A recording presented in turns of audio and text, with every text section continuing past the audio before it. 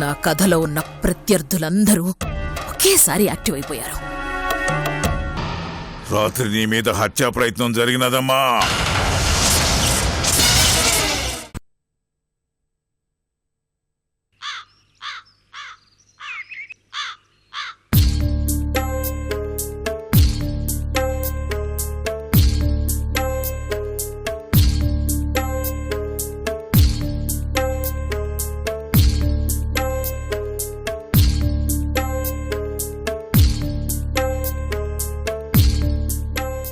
బాధపడకక్క, ప్రమాదమేం జరగలేదు కదా. జరుగుంటే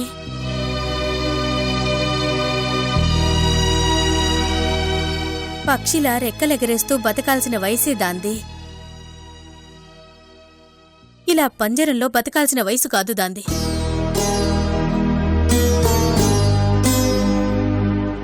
ప్రపంచాన్ని తెలుసుకోవాల్సిన వయసే అది. కాని మనం ఇదే నీ ప్రపంచమని గీతలు గీసి హద్దులు పెట్టాం.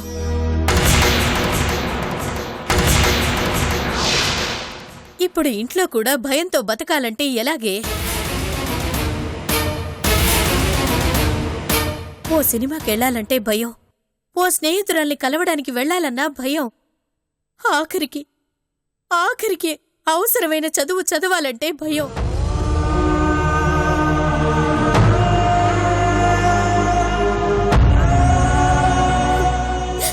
మన బతుకులెలాగూ ఆ భయంతోనే గడిచిపోయాయి. ఇప్పుడు దాని జీవితం కూడా.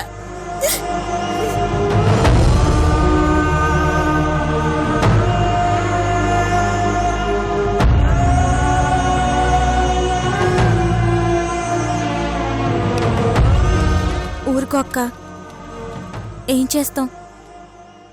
మంచితనానికే శత్రువులెక్కువ. బావగారు ఊరు మంచి కోసం పాటుపడిన వ్యక్తి. అది కొంతమందికి చెడు చేసింది.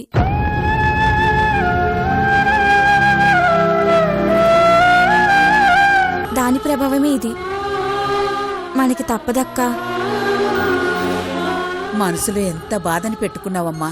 పైకి సంతోషంగా ఎప్పుడు నవ్వుతూ నవ్విస్తూ ఉండే మీరు ఇట్ట కంటతడి పెడుతుంటే చాలా బాధగా ఉందమ్మా. దాచుకున్నాం కాబట్టి అప్పుడప్పుడు మా బాధలిలా కన్నీళ్ల రూపంలో బయటపడుతున్నాయి పార్వతమ్మ. వెళ్లగక్కునుంటే ఎప్పుడో ఈ కన్నీళ్ళింకిపోయి ఉండేవి. ఆడదానికి అర్ధరాత్రి తిరిగే స్వేచ్ఛ ఉన్న రోజునే నిజమైన స్వాతంత్రం వచ్చినట్టవుతుందని మహాత్ముడు చెప్పాడు. కానీ ఇప్పుడు పట్టపగలు తిరగడానికి కూడా వీలు లేకుండా తయారయింది. ఇంకా నా కూతురు విషయంలో అయితే నట్టింట్లో కూడా తిరిగే స్వాతంత్రం లేదు.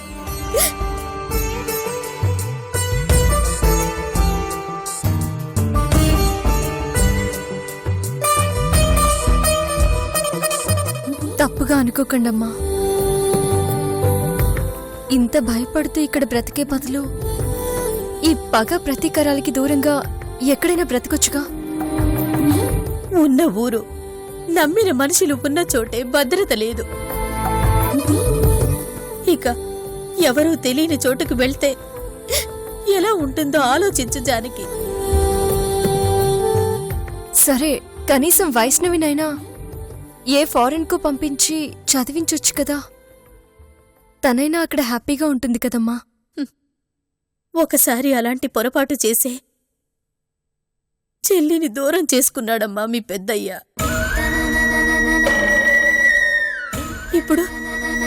ఇప్పుడు కూతురు విషయంలో అలాంటి నిర్ణయం తీసుకోలేడు. అదీ కాకుండా ఇంట్లో అందరికీ అదంటే ఎంతో ప్రాణం. దాన్ని విడిచి మేమెవ్వరమూ ఉండలేమమ్మా, ఉండలేం.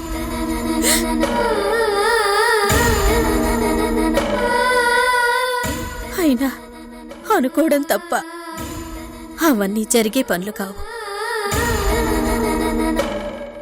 మా జీవితాలు ఇంతే జానకి. మంచి చేస్తూ చెడుకు బలైపోవడం తప్ప. అంతేనమ్మా, అంతే.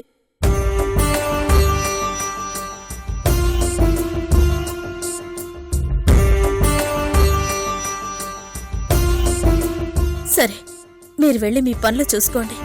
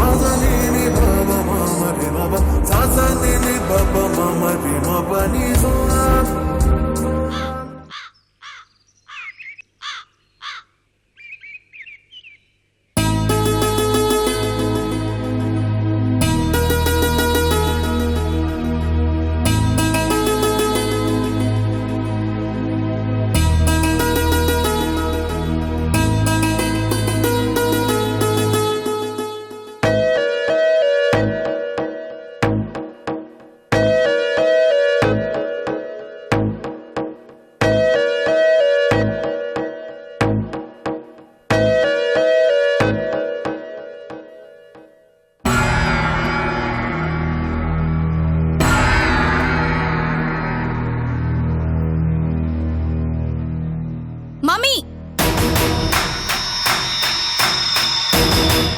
మమ్మీ! ఏంటి బేబీ? ఎవరు మమ్మీ వీళ్ళు? వీళ్ళు మన గెస్ట్లు. ఏమయ్యా, అస్తమానం ఇలా హాల్లో కూర్చుంటే ఎలా? పాపం అమ్మాయి చూడండి ఎలా భయపడుతోందో. అర్థం చేసుకోండి. కాసేపు అలా వెళ్ళండి.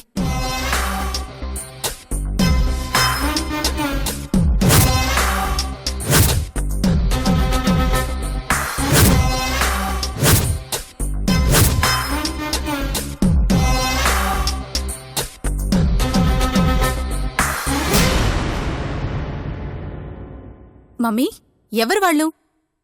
గెస్ట్లంటావేంటి? రా బేబీ, చెప్తాను. ఏంటి మమ్మీ? నాతో రా. రా బేబీ. మూర్తిగా తలపండి. వేశానమ్మా. ఏంటమ్మా, అసలేం జరిగింది?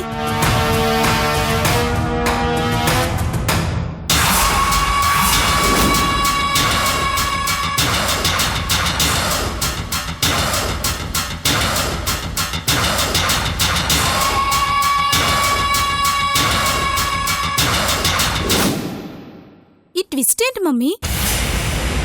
ఇప్పుడెలా? అదే అర్థం కావడం లేదు బేబీ. సూర్య ఏమో కనపడ్డం లేదు. ఒకవేళ వాడు తిరిగొచ్చినా వీళ్ళు తీసుకెళ్ళిపోతారు. ప్రస్తుతానికి సూర్య ఏదో అమెరికాలో ఉన్నట్టుగా బిల్డప్ ఇచ్చాను. కానీ వారం టైం ఇచ్చాడా పెద్దిరెడ్డి. వారంలో సూర్య దొరకాలి, మీ పెళ్ళి అవ్వాలి.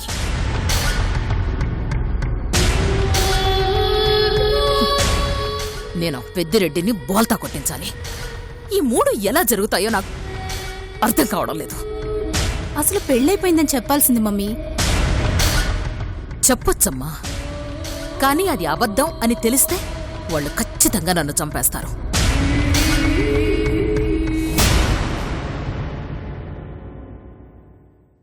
ఆ పెద్దిరెడ్డి మామూలోడు కాదు. వాడు తలుచుకుంటే ఏమైనా చేయగలుగుతాడు.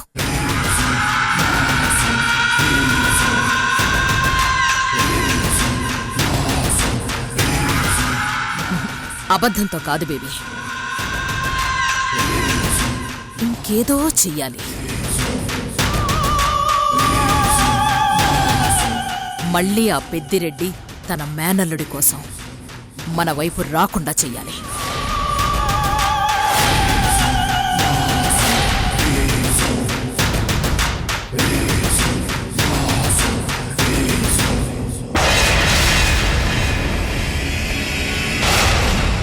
వాళ్ళకి సూర్యబాబు ఎలా ఉంటాడో తెలుసా అమ్మా?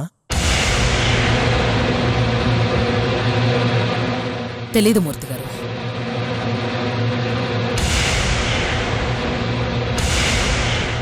కరెక్ట్ మూర్తి గారు, మీ ఆలోచన కరెక్ట్. సూర్య అని చెప్పి ఇంకెవరినైనా వాళ్ళకప్పగిస్తే? ఐడియా బానే ఉంది మమ్మీ, కానీ వెళ్ళడానికి ఎవరు ఒప్పుకుంటారు? ఎవరైనా ఒప్పుకుంటారు బేబీ. కానీ వాడో పెద్ద ఎదవై ఉండాలి, డబ్బుకు లొంగేవాడై ఉండాలి. అలాంటి వాళ్ళు లోకంలో చాలా మంది ఉంటారమ్మా. మూర్తిగారు, ఒక్కణ్ణి, అలాంటి వాడు ఒక్కణ్ణి పట్టుకురండి. వాడు సూర్య వయసులో ఉండాలి, కొంచెం కొంచెం సూర్యకు పోలికలుండేటట్టుగా ఉండాలి. అలాగేనమ్మా, నేను ఇక మీదట ఆ పనిలోనే ఉంటాను.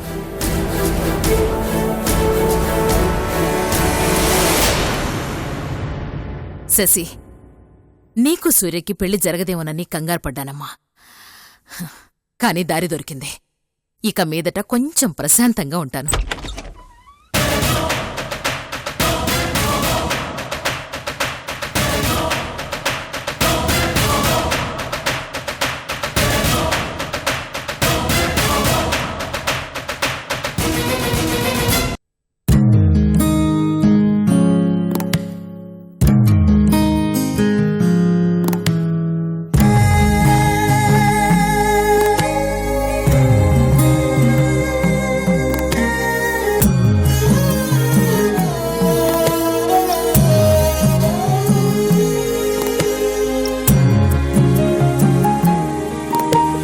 సూర్యుడిలా చిన్నపోయే ఆకాశంలో తానే ఒంటరి అంటుంటే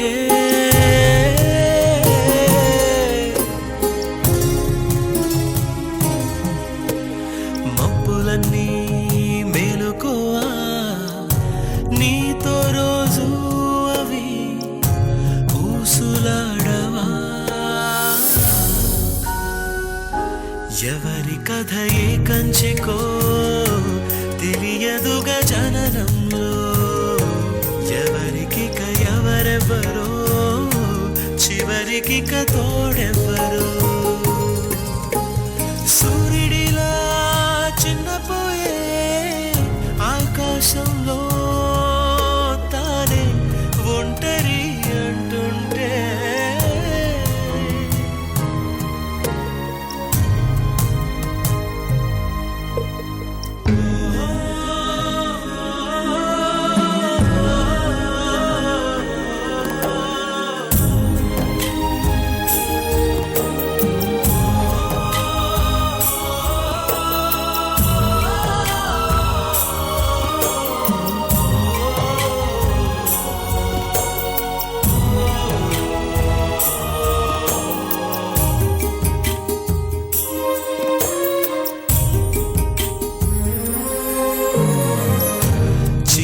పడి చెదిరినది చిన్నారి చిరునవ్వే.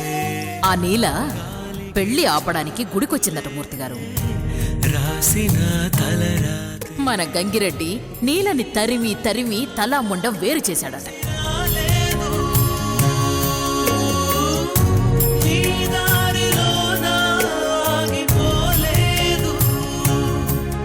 గమనం ప్రథమం నిదురైపోదా మరణం.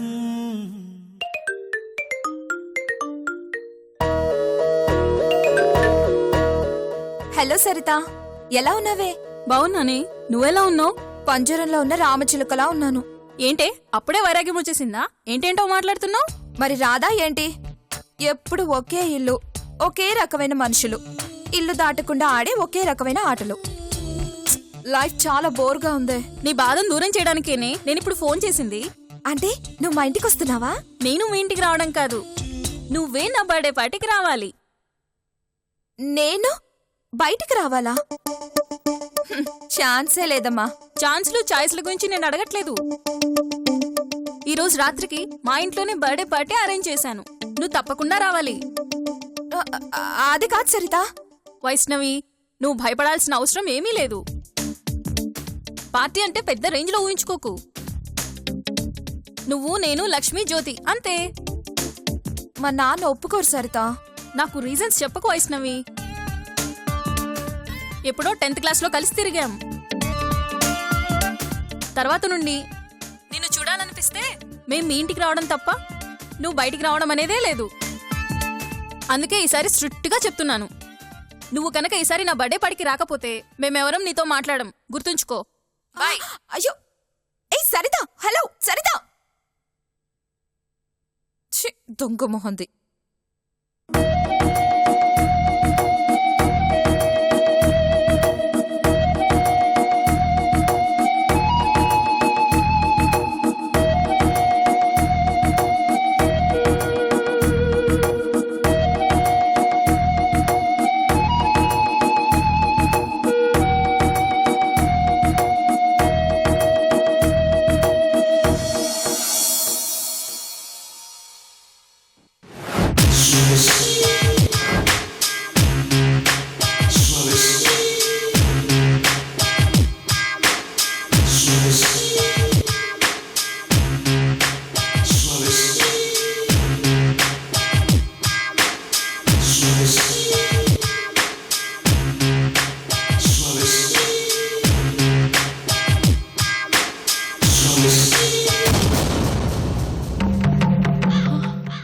ఎందుకక్క ఎనర్జీ మొత్తం వేస్ట్ చేసుకుంటావు?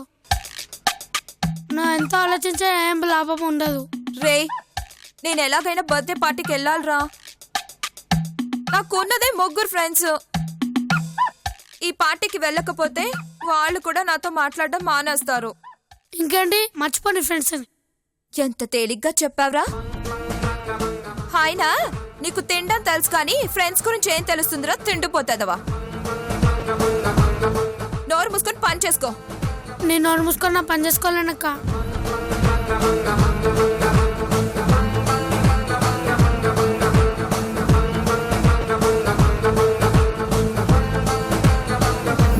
అక్క, నువ్వు ఇక్కడ టెన్షన్ పడితే ఏమొస్తుంది? ఆ తిరిగేదో అమ్మ చుట్టూ నాన్న చుట్టూ తిరుగు, వర్కౌట్ అవుతుంది. కరెక్టేరా, కాక పట్టడం తప్ప వేరే దారి లేదు.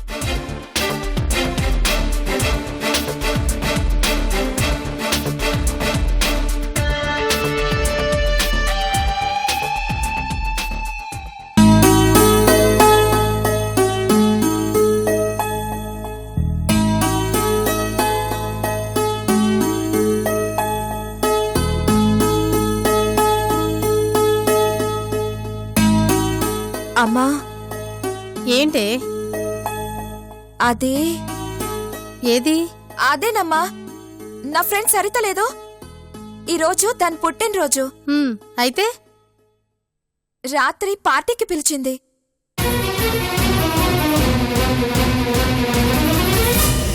పార్టీ అంటే పెద్ద పార్టీ కాదమ్మా, జస్ట్ కేక్ కటింగ్ అంతే. ఒక్క 10 నిమిషాల్లో వెళ్ళొచ్చేస్తానమ్మా, ప్లీజ్. 10 నిమిషాలు కాదు కదా, 10 సెకండ్లు కూడా నువ్వు బయటికి వెళ్ళడానికి వీల్లేదు. అమ్మా ప్లీజ్ అమ్మా, ఈ ఒక్కసారికే, ఇంకెప్పుడు అడగను. కుదరదని చెప్పాను కదా. కావాలంటే మీ ఫ్రెండ్స్నే ఇక్కడికి రమ్మను.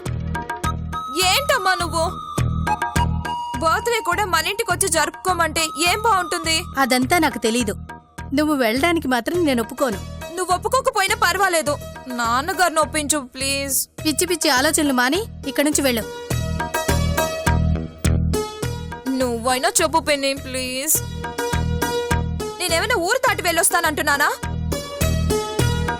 పక్క వీధిలోనే కదా సరిత వాళ్ళ ఇల్లు. మన ఇంటికి ఎప్పుడు వాళ్లే వచ్చి వెళ్తూ ఉంటారు. కనీసం వాళ్ళ బర్త్డే రోజైనా నేను వెళ్ళకపోతే ఏం బాగుంటుంది? నువ్వు చెప్పేది కరెక్టే వైష్ణవి, కానీ అది నీ విషయంలో మాత్రం కాదు. నువ్వు బయటికి వెళ్తే ప్రమాదం అనే కదా. బావగారు నిన్ను ఇల్లు కదలనివ్వడం లేదు, అది తెలుసు కూడా. ఎందుకమ్మా? ప్లీజ్ పిన్ని, అర్థం చేసుకో ప్లీజ్. ఈ ఒక్కసారికే నాన్నగారిని ఎలాగైనా ఒప్పించువా ప్లీజ్ ప్లీజ్ ప్లీజ్ ప్లీజ్. అమ్మో, బావగారు ముందు నేను మాట్లాడమా? ఆయన కళ్ళల్లోకి సూటిగా చూసి మాట్లాడమే నా వల్ల కాదు బాబు. పోనీ బాబాయ్తో చెప్పించు. మీ బాబాయ్కి చెప్తే నీకంటే ముందు నన్ను బయటికి పంపిస్తారు. వద్దమ్మా, నన్ను వదిలే తల్లి, నా పని నేను చూసుకుంటాను.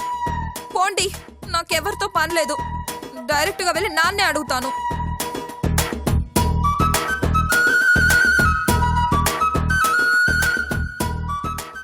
రే చిన్నా, చిన్నా తొందరగా రారా. వస్తున్నానన్నా. అదరా ఆలస్యం అవుతుండది. అన్నా నేనెందుకన్నా, నువ్వు ఒక్కనివే పోయొస్తే అయిపోతాది కదా. రే, ఇప్పుడు మనం వెళ్తోంది భూమి రిజిస్ట్రేషన్ పని మీద. మన ఇద్దరు సంతకాలు పెడితే కాని పని అవదు. ఆ సంతకాలు కూడా నాకెందుకన్నా? ఆస్తంతా నీ పేరు మీద రాయించుకోమంటే నువ్వేమో నా మాట వినవు. వరి పిచ్చోడా, ఇది మన అయ్య నాకు అప్పగించిన బాధ్యత. మన మనసులో స్వార్థం లేకపోవచ్చు, ప్రేమను పంచడంలో భేదం ఉండకపోవచ్చు, కానీ ఆస్తి విషయంలో మాత్రం ఎవరికి చెందాల్సింది వాళ్ళకే చెందాలి. గదంతా నాకు తెలియదన్నా. నువ్వు చెప్పినట్టు చేస్తా. పద. పద.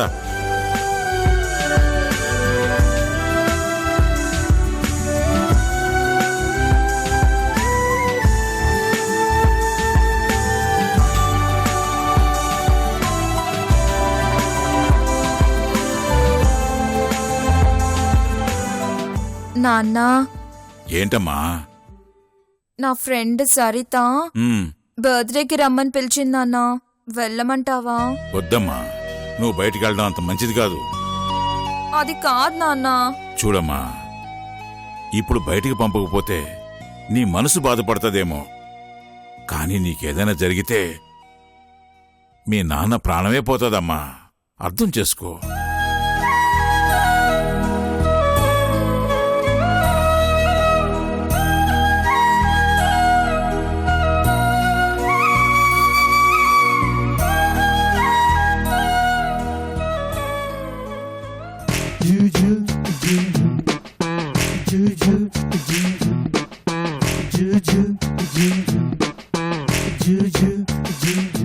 ఏంటగా ఏమైంది?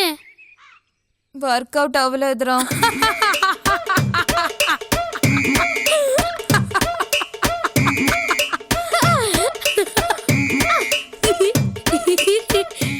నాకు తెలిసి వర్కౌట్ కాదు, అందుకే నేను పంపించా.